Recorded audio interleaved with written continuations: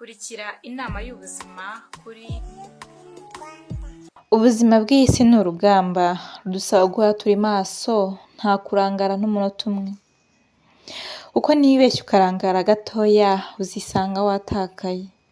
Uyu munsi urarwana bikunde, ejo byanga ugwe hasi, ariko nugwa uzirinde kugwa ngo urambarare.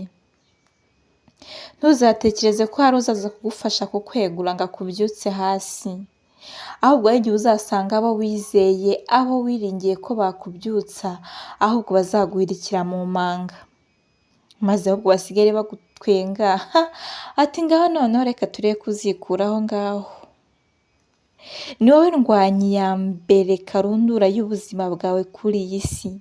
Ibindi byose abandi bose uzabafate nk'abaza nk'inyongera, ariko wowe ubwawe ari wowe warwaniye ubuzima bwawe.